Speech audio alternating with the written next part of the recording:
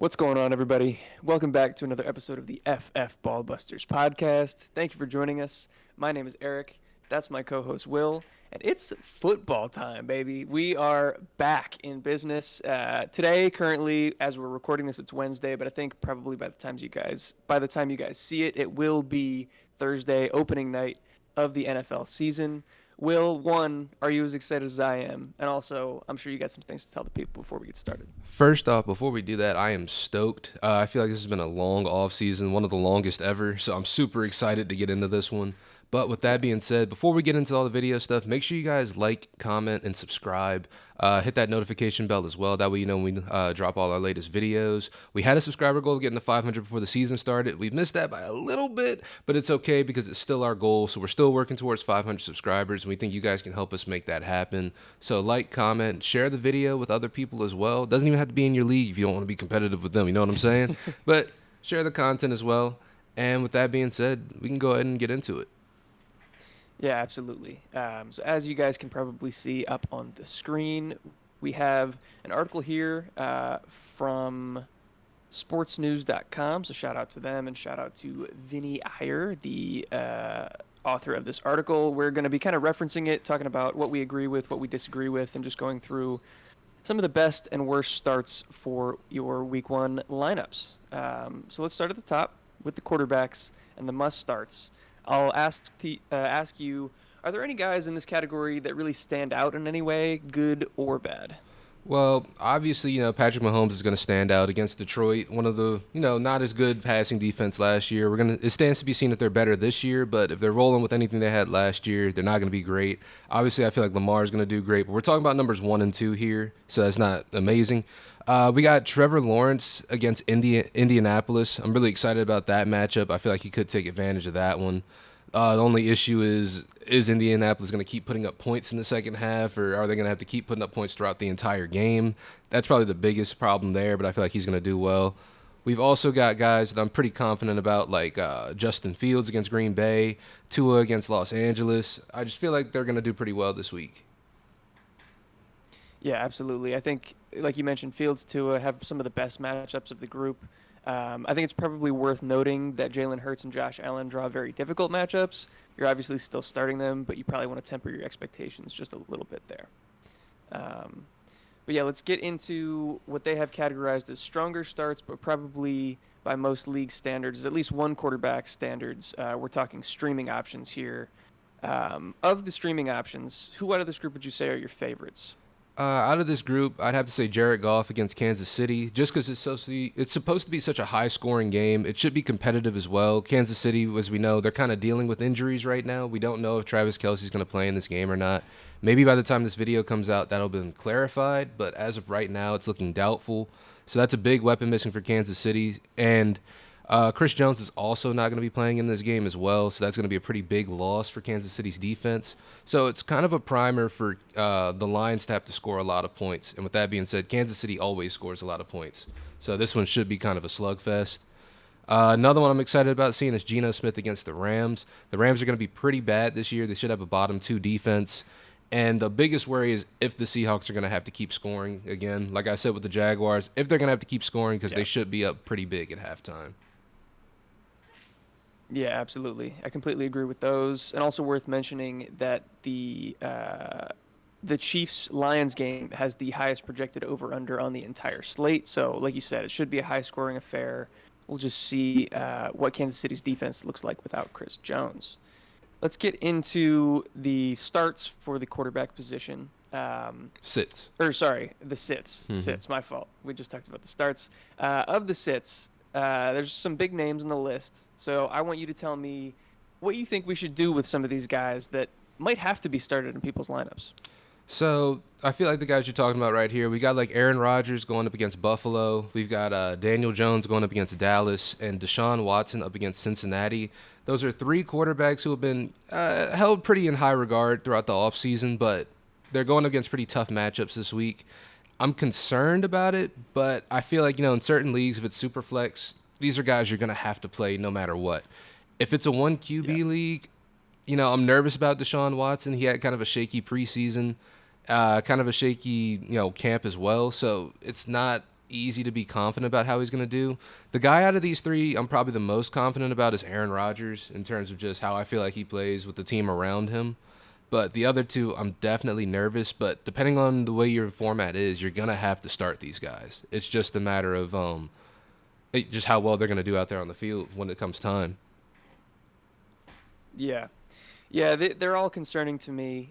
Jones, especially, the Cowboys might have the best defense in the entire NFL right now. We'll have to see if they can take even another step up from last year under Brian Dable. But yeah, I'd be worried about Daniel Jones in this one. Let's move on to the running back position. Obviously, we got some more strong starts to talk about. It's a long list here. Do any of these guys concern you, or do any of them stand out above the rest? So, guys that concern me out of this group, probably Pacheco is the guy that concerns me the most, just because he didn't practice much. He just returned to practice this week with that shoulder and I guess hand injury he's been dealing with. He's kind of had the dual injuries going on. Yeah. But it's tough to be super excited about Pacheco anyways, just because of his role in this offense. He's very much a first and second down grinder. He's got Jerick McKinnon that comes in on passing down plays. And also it seems like they're mixing in Clyde Edwards-Helaire a little bit more this year as well. So it's definitely looking like a committee look back there. So it's going to be tough to start him. But as for everybody else that's in, this sort of strong starts, a lot of them are guys you're going to have to start. When it comes to like Saquon, Ramondre, Najee, Sanders, Connor, they all kind of draw matchups against teams who are in the bottom 10 of points allowed to running backs last year, but they're guys you're going to have to start just based on the amount of capital you put into them and just based on how your team is probably set up. They're going to have to be out there. So you're just hoping that, they can catch a break. But guys that I'm looking forward to seeing on this list, Aaron Jones and J.K. Dobbins, they faced the teams that were the most running back friendly last year in fantasy. So they should they're both pretty primed for big games this week. Absolutely. I couldn't agree more. I'm very excited to see J.K. Dobbins go up against this Houston defense that just got gouged by the run all of last year. And like you mentioned, Pacheco, I strongly disagree with being on a must start list. I feel Mm-hmm. like he's probably closer to a sit than a start this week. Um, so let's get into some of these flex options here. Um, for me, I think this list does look pretty good as a whole, but is there anything I'm kind of overlooking when it comes to these guys? So, taking a look at this list, I do like guys like Brian Robinson. I feel like he's somebody who's going to be, pretty heavily featured this week, especially against that Arizona defense who shouldn't be all that great. Yeah. Washington should be able to put points and then lean on the run a lot. And with that being said, if they're going to do that, Brian Robinson's probably the guy and not Antonio Gibson, who's someone who's using more of a passing down role. And out of all of these, I'm excited to see Javante as well. The matchup's pretty juicy for the Broncos going against Las Vegas. Las Vegas not primed to be a very great team this year. So it's kind of Yeah. exciting to see how much they're going to let Javante play. So we'll finally get that answer as to how much they're going to ramp him up going into the season, whether it's going to be they're going to put him in at 100% or if it's going to be somewhere around 50, 60% and work their way up. So that one's one of the more exciting ones to take a look at. But do you have anything else for out of these? Well, I don't really have anything else in terms of takes on these guys, but I'm curious because you mentioned Javante and Brian Robinson. Those were some guys that I highlighted as well. If you have Javante and Brian Robinson, say, on the same fantasy team, who are you going to be starting week one? Ooh, that's actually a really good question. If I had to start one of these two, I would probably go Javante over Brian Robinson, just Okay. because I'm a Commanders fan, so it's hard for me to not be biased against the Commanders, which is weird. But I feel like Javante, the Broncos are pretty run heavy. This is a Raiders team that's not supposed to be very good. I feel like, they'll be leaning on both of these running backs quite a bit. With Gibson and Brian Robinson and the Commanders, I really don't know what this team is going to look like. We're all speaking as, the Cardinals are supposed to be the worst team in the league. They should be, Yeah. they should be pushovers, but we've seen the Commanders mess up easier situations.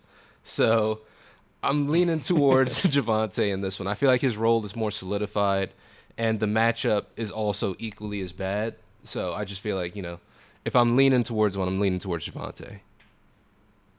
I can fully understand that. I think that was it might be a situation that some people are faced with, having drafted Javante and maybe having somebody with a good matchup behind them. But yeah, that one is definitely a close call. Absolutely. Let's Yeah, let's move on to the sits here.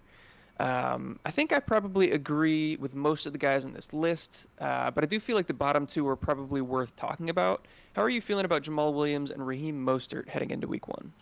So Jamal Williams heading into week one, it's tough because he's going up against the Titans, who were a pretty good run defense as of last year. So going into Yeah. this year, we expect that to not really change too much.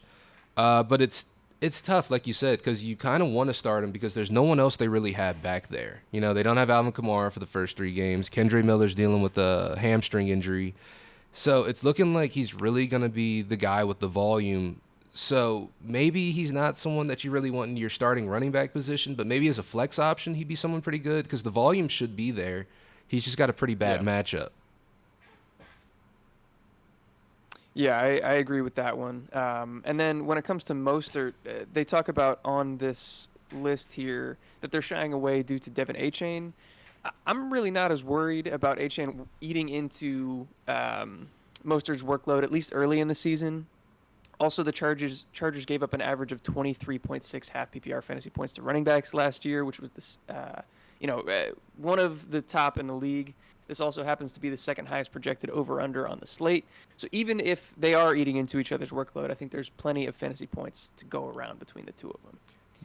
Um, I but definitely yeah, so agree. let's. All right, I'm glad we're on the same page there. Let's move on to the wide receiver position. We're chugging along here. Onto the strong starts. Once again, I'll ask you: do any of these guys stand out positively or negatively for you on this list? So the biggest guy that's kind of a negative for me this week, and weirdly enough, it's Devonte Adams for the Raiders. So the issue here, the Jimmy Garoppolo Devonte Adams connection that everybody's been talking about this week, whether it's going to work out, whether their styles of play really fit each other, and I think that that stands to be seen. But the thing is with the matchup here as well, going up against Denver, who was sneakily one of the best defenses in the league last year. They struggled a lot on offense, but on defense, they were getting the job done. And they were one of Yeah. the best defenses against wide receivers last year. So starting them, I don't really expect Devonte Adams to do amazing this week, especially with the flux that this team is in right now. But yeah, I think the Broncos are going to be a tougher matchup than people are giving them credit for. Stephon Diggs also this week has a pretty rough matchup going up against the Jets. He's probably going to draw a lot of Sauce Gardner, a lot of guys like that. So, and we've seen Sauce; he's kind of the truth out there. So it's tough, Yeah. but they're guys that you're probably going to have to start once again because you did put the draft capital into them. But it's gonna be tough sledding out there for sure. Yeah, absolutely. And then I think another one that I wanted to bring up, Terry McLaurin, still coming back from a turf toe injury. Honestly, not entirely out of the question that he misses this game. I think he probably does suit up, but like you mentioned when we talked about Brian Robinson, Arizona is in full tank mode. They're a terrible team, terrible defense. So it's not like Terry McLaurin is going to be necessary for this team to win the game. So I don't think they're necessarily going to lean on him. And then also on the more positive end of the spectrum, I think Chris Olave is an absolute smash play coming into this week against the Titans, who gave up the single most fantasy points to opposing wide receivers last year. So yeah, that's kind of our take on the must start list. Let's get into some of the flex options here. Um, Anybody on this list that is kind of standing out to you as like a favorite? Oh yeah, we're kicking this off with someone who was on my must draft list, someone who I feel like is going to be a great start this week, and it's just going to be the start of a good season for him. I got Mr. Jahan Dotson. I'm thinking he might actually be a must start, especially considering what we just talked about with Terry McLaurin, still dealing with the turf toe injury, and Jahan Dotson being heavily targeted in the preseason. So him and Sam Howell have sort of built up this chemistry in the offseason. I'm looking forward to see how that sort of pans out. So I'm excited to see him play. Both Bucks wide receivers have an excellent matchup this weekend against the Vikings, who weren't very good on defense at all last year. Sure, they were, they were the 2 seed last year in the NFC. It was a shaky Yeah. 2 seed though. They had let up the most Yeah. points out of anybody. They had a terrible point differential. So they gave up the second most points to the wide receiver position last year. Chris Godwin is the preferred option since Mike Evans is kind of dealing with the groin issue right now and contract disputes, which the talks have gotten more positive, but they still haven't been resolved. So Chris Godwin is definitely someone we're looking forward to performing this week as well. And we wouldn't really recommend starting any of the last three options that are down here. So we got like Debo Samuel, Terry McLaurin, and Tyler Lockett. Actually, wait, hold on. Sorry, the last three on the list: Thielen, Myers, and some of the Texans receivers. Yeah, I scrolled down. I didn't scroll down far enough. I can retake that. Uh, we also wouldn't recommend starting in the last three options here out of Adam Thielen, Jacoby Myers, and then some Texans against Baltimore. It's hard to tell what the pecking order is over there in Houston. We don't really know who's going to be out there on the field, the wide receiver position. We can assume it's Robert Woods, Noah Brown, and maybe Nico Collins, but like again, do you really want to take a bet on who that is going to be out there catching passes from a rookie quarterback? I don't really know. Also, Thielen's pretty touchdown or bust. Jacoby would have to see a ton of volume in order to be relevant, especially in this Raiders offense. So it's tough really to pick up any of those guys, but I'm definitely excited about Jahan Dotson and the Bucks wide receivers. Absolutely. Yeah, couldn't agree more there. Let's move on to some of the sits here. I actually kind of disagree with some of the names on this list. Are there any on here that you think kind of belong more towards that flex-worthy territory? So someone I don't mind that I see on this list immediately is Drake London. Just in terms Yeah. of his production, in terms of his volume last year, I wouldn't have him ever on my bench really. He would at least be a flex option. He's getting a 30% Yeah. target share. But also he's got Desmond Ritter throwing the ball to him. It's tough to be confident in him, but I'm at least a little bit more confident in him than I was in Marcus Mariota last year. So I'm hoping there's at least a Facts. slight Yeah. improvement. The Panthers also allowed the fourth most yards to the position last year, and there's no other like great wide receiver on this Atlanta Falcons team to throw the ball to. You can make a case for Mac Hollins, but again, I said great wide receiver. Um, Yeah. Also, I'm fine with starting Deontay Johnson this week. I guess he does have a tough matchup against the San Francisco 49ers, but in terms of his volume, in terms of his role, he's a good separator as well. I think there's still potential for him to do well. There's also a chance that Nick Bosa doesn't play in this game, which would be a huge step up for the Steelers as well. That would be a huge upgrade for that offense if he were to not be out there, because that would change the entire dynamic of that defense. And I'm not really sure if I'm confident in starting him, but it feels like the kind of game where Sky Moore is going to prove himself. So we're kind of going to find out if Sky Moore is the guy or not, especially if Travis Kelce isn't there, because we're going to see, what McCombs can do without Travis Kelce out there on the field to throw the ball to, who's going to get the ball, who's going to get those targets, because Travis Kelce was heavily targeted in this offense. So it's exciting to see Yeah. who's going to step up in that sort of void.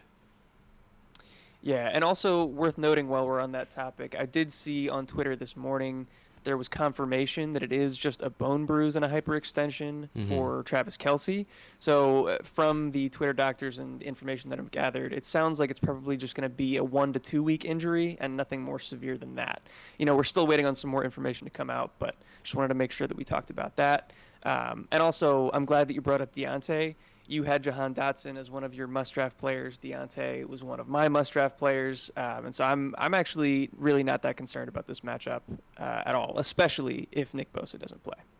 Hell yeah. All right, so let's move on to the final position here. We're talking tight ends. We'll go to the strong starts list first, and there's lots of injuries to talk about. I just mentioned Travis Kelce. But who are some of the other guys that we need to be concerned about on this list right off the bat? So someone else to be a little bit concerned about. We got George Kittle, who I want to say concerned, but I feel like he's always dealing with some sort of injury at some point in time. It's looking like he's on track to play Week 1, but it's still something to keep an eye on because he could be a late scratch. Mark Andrews has been missing practices. We're not really sure why. They never really told us the injury that he had, but all reports are saying that he's returning to practice. I believe today, as of recording this on Wednesday, he should be at practice today, Yeah. and that he will play tomorrow, or he will play this weekend, but we will have to wait and see. And then we've got Darren Waller playing against the Cowboys, who had the third fewest allowed the third fewest points to tight ends last year. But you got to start him, so it's probably going to be an ugly one for the Giants in this one. But I kind of believe in Darren Waller. I don't feel like he's your average tight end, so it'll be exciting to see what he can do this week as well. Yeah, absolutely. And it's kind of funny to be talking about him as like the only healthy tight end of Yeah. the group right now, considering his injury history. So yeah, high hopes for Waller and fingers crossed for the rest of these guys in their availability. Let's move on to the streaming options listed down below. Um, any of these guys that are favorites, any of these guys that you're more worried about, just in general, kind of your thoughts here. Well, I mean, my favorite down there is Mr. Sam Laporta, just because he's a rookie tight end. Uh, we Yeah. don't. Their wide receivers are going to be kind of limited in terms of like who's available this week. So I'm looking forward to see at least what they do with Sam Laporta. You know what I mean? Like he may not be a great start. I'm Yeah. not saying fire up Sam Laporta this week, but I'm at least excited to see because we'll finally get to see how this team uses him. But in terms of fantasy production and guys, I'm super excited to see this week. Got to go with Tyler Higbee. I feel like he's going to be the biggest beneficiary of this Cooper Cup injury. Yeah. Those targets are going to be going in his direction. Other guys like Gerald Everett and Juwan Johnson, I'm also excited to see this week. They're playing against the three worst defenses against opposing tight ends last year. That includes Tyler Higbee as well. So if you're looking for that volume, it's going to be coming to him in a pretty favorable matchup. So if you need a streamer, you're somebody that's hurting that lost Travis Kelce, if you got Tyler Higbee, you might be okay this week, honestly. You might be okay for the next couple. Yeah, absolutely. Tyler Higbee is going to be a smash play this week. Unlisted on here, but you mentioned Gerald Everett. I'm also a big fan of. Sam Laporta, I think it went a little underreported, but Amon-Ra St. Brown is dealing with like a minor ankle injury. He's going to Hmm. go. He's going to play. I'm still starting him, and I expect him to be near 100%, but worth talking about at least in such a condensed pass funnel without Jamison Williams. It really is just going to be Amon Ra, Laporta, and Gibbs catching passes out there in Detroit. Hell yeah. And last but not least, or I guess they're sits, so maybe they are least. Let's get on to the sits at the tight end position. There's a couple here that I'm a little bit more encouraged about, and some that I'm actually very much in agreement with on the list. Anybody that stands out to you here? So, people that stand out to me immediately on this list, guys like Evan Ingram against the Jaguars, it's a similar situation like we talked about with Trevor Lawrence, where we just don't know how much they're really going to need him this week. If they're able to get up big, they're probably going to stop throwing the ball. And if they pack it in after that, we're not really sure. But in terms of favorability, Shaq Leonard isn't supposed to play in this game because he has a concussion, and that's going to eliminate one of the better coverage linebackers at that position. So that should open up the field more for Ingram. So maybe his productivity early in this game could be really good. He could get what he needs before the team has to shut everybody down because they're up pretty big. But who knows?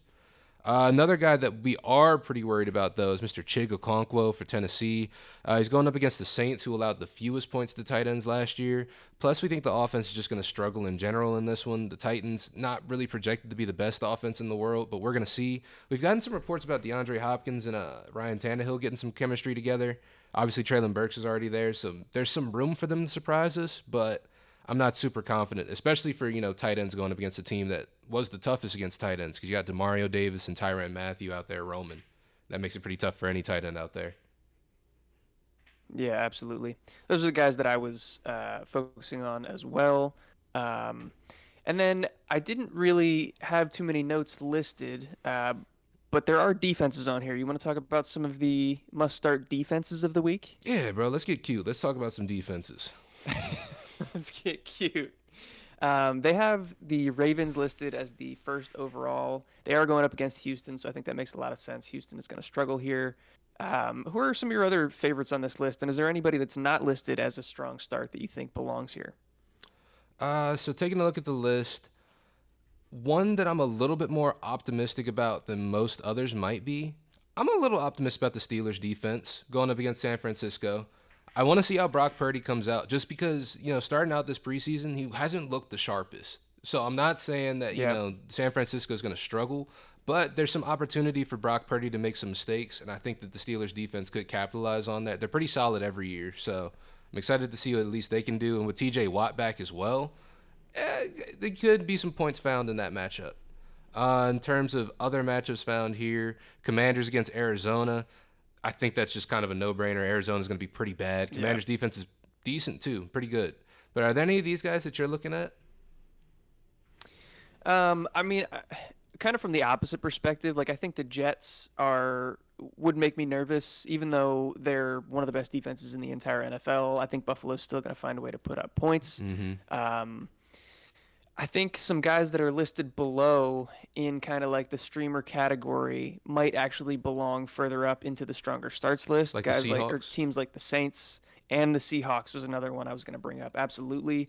playing the Rams, especially without Cooper Cup, that should be real ugly for the Rams. So yeah, I'm absolutely expecting them to have a great game. Nah, I love that. Especially Matt Stafford loves throwing interceptions, so that might be nice right there. And then the last thing on the list here is some sit-em defenses, some teams that might have good defenses overall, but the matchup doesn't really allow for them to be strong starts. The Patriots listed here going up against Philly. I don't know why the Vikings are even listed on here.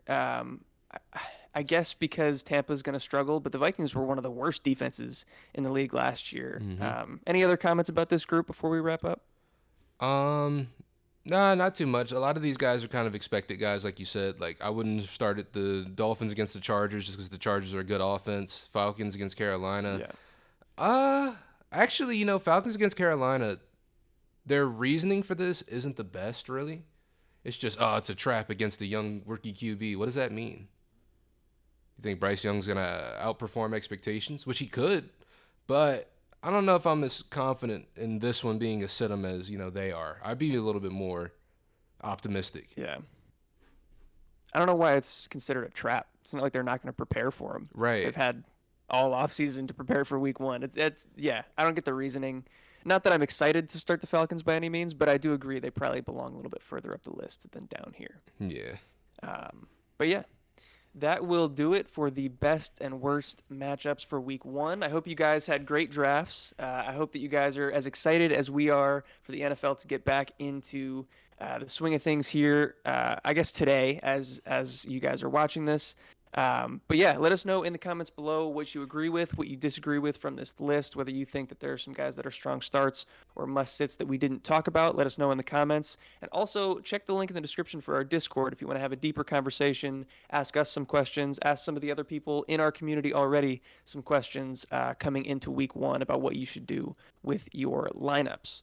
But yeah, I think that's all I got for the people. Will, you got anything else left to say before we head out of here? Yeah, just make sure you check out all those other links down in the description below for our sponsors over at Dynasty Owner. You use our promo code, that'll get you 20% off. It's a cool way to play Dynasty Fantasy Football with real NFL contracts. You can check out the league winners. There are people that we're partnered with other content creators that also do fantasy football content. We got writers, other video makers, so go check that out as well to get ready for your fantasy football season. That's going to keep roaring. With that being said, we're also sponsored by Sleeper. If you use our promo code FFLW, they'll match your deposit up to $100 if you're a first-time user, 100%. You put in 100, they'll give you 100, and so on and so forth. And also, check out our other sponsor, Do Numbers. Check that link out down below for some cool merchandise. That's shirts, hoodies, shorts, hats, all types of stuff. So check those out in the description down below. And with that being said, I don't have anything else for the people right there. If you guys watched this far, as always, we love you. And we'll catch you in the next one. Peace. Peace.